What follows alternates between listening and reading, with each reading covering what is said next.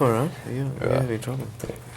Yes, remember, we talked about, well, first of all, I loved Road Warrior, and we talked about that, how the first 2 minutes I thought I was going to have to leave, and then I got hooked and loved it. Bobbie, stand by, please. 3, 2, 1, and action. Well, Mel, you have to forgive us. We were just reminiscing a little bit about when George was in Dallas for Road Warrior, a movie which I enjoyed very much. And I have to tell you that I enjoyed equally as much, maybe more. I haven't decided yet. But anyway, I really do like Mad Max Beyond Thunderdome. It's a big, wonderful action adventure. But, you know, Mel, I'll start with you. The whole time I was sitting there enjoying the film, I got to thinking, now, really, I wonder how this happened. Here you are, you know, you're being pulled through the dust and the sand, and then you're down there wallowing with the pigs up to your eyeballs in piggy doo. And I mean, and the pigs didn't mind either. and I'm thinking, now, what happened? Did George take him out and get him drunk and get him to sign the contract? Or how? No actor in his right mind would volunteer to do this. Well, he got me drunk on the idea, which I thought was a really good idea. It's original, very clever, good idea, and it made that particular character, who I'd done twice before, it gave him more dimensions and more places to go. And I think it's a superior effort to the last two films, which is a good reason to do something. Piggy doo notwithstanding, huh? Absolutely. Well, it was miserable at the time, but I can live with anything, really. But they're tough pictures for actors to do. I mean, we don't realise, and you don't realise at the time when you think back on all the things that Mel had to do. I mean, freezing cold weather, incredibly hot weather, and Piggy Doo and Thunderdome, which Mel did most of that stunts with that Thunderdome fight where they were strung in with those sort of rubber bands and flying across that Thunderdome. Yes, that is, I think, George and Mel, one of the most exciting scenes I have ever seen on film. It's unlike anything I've ever seen. But Mel, you did a lot of that. It looked like you weren't doubled through, throughout the whole thing. There was some doubling for sure, but I mean, they can't throw me away. But whenever required to do anything in the film like that, there's a really good team that they hired. No one ever got injured, and they leave a very small margin for accident, so that I was in very good hands if I needed to do anything like that. But what was it like for you to be catapulted from one side to the other? Fun. Was it? Yeah, that's an amazing feeling. It's like, it's aerobic, I guess. It's 18-foot jumps and things like that. It just feels fantastic. It's like flying. The man is a little daft, George. He's a little daft. There's something exciting. It's like a roller coaster ride, you see, because there's a little fear involved, because you could hit the bars if you didn't trust the person, you'd really be terrified. But I did trust the crew that were handling the whole thing.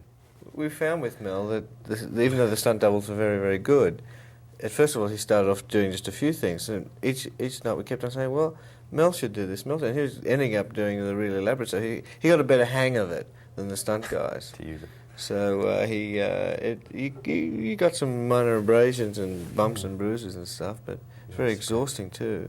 Yeah. But it was much better for the film too. But for anything really dangerous, I am not going to do anything that I think is, too much. And the other guy was great. I mean, he was good, and he did the heavy stuff, the really heavy stuff.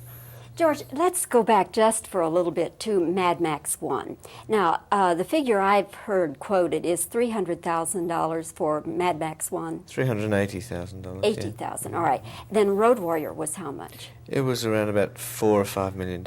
And at that time, wasn't it the most expensive film ever made in Australia? Yeah.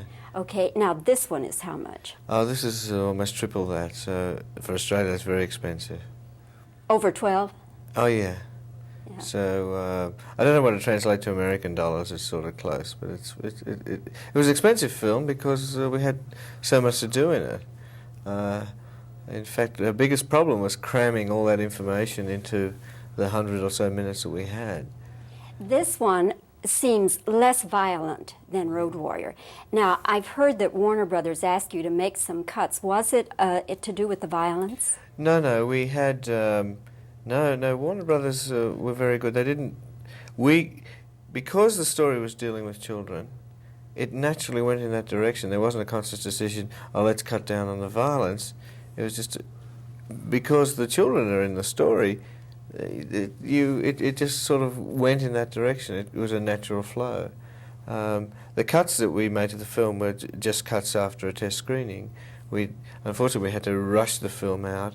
We literally were working night and day, and I didn't see the film complete until we had a test screening, and we made some cuts for pace.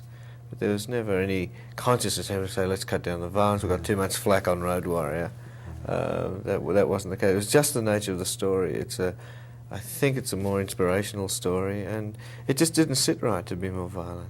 Now, going back again to Mad Max 1, what did you have to pay Mel for Mad Max 1? Oh, I don't know. I can't even remember that. I mean, it's what was it, 3 bags of peanuts? It's not good to quote figures, but I can tell you it. I would say that we spent more on paper cups on this film than what we had to pay for Mel on that picture. It really was, I'm being serious. But then with the film was so low, I mean, none of us were paid very much. Yeah. And the budget of the film was so low. We even had to borrow a shoestring. Yes, that's right. And what are you paying him this time? I think the paper cups would have to be sort of paper cups, chicken feet, absolutely. A lot more paper cups. Mel Gibson, the only actor I know who works for paper cups.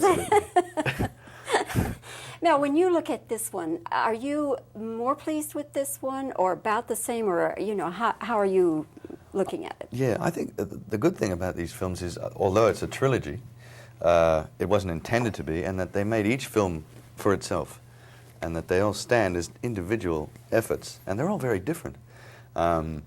This one takes it into a new area, so it's a progression from the other two. In some ways, it is better, I think. Yeah. All right, now, Mel, level with me just for a second here. Forget George is there. Okay.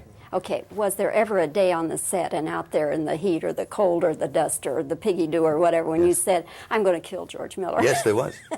It's true. I thought, I'll kill him. But you can't. He's too much of a nice fella. And besides, he might want to do Mad Max 4. Absolutely. No. Would you do another? Depends on what kind of story they had in mind. If it was worth telling, I suppose. And how many paper cups they were willing to give? Many more paper cups. Okay. I'd want a factory of paper cups. Okay. Hey, you both are great fun. Mel, I enjoyed you very, very much. Thank you. It was just wonderful fun. George, good to see you again. Thank you. And I just think you got a terrific hit on your hands. I really do. That's good. Best of luck to both of you. Thank you. Thanks very much. Nice interview.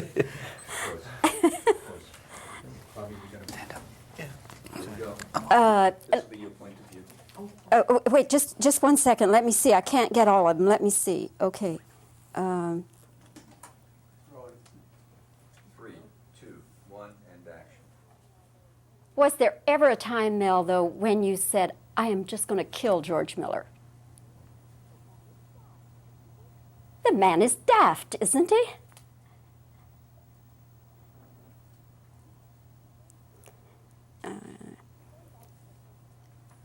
Going back to the first Mad Max, how much did that one cost? And this film, how much was it?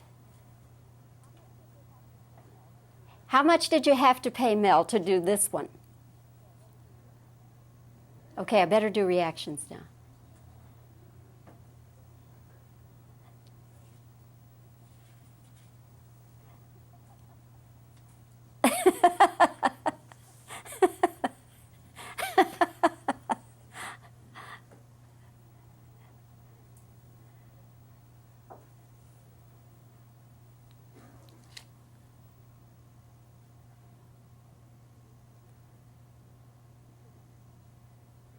You still got sound? Let me do. Okay. Oh, okay, let it go. Let it go. Okay.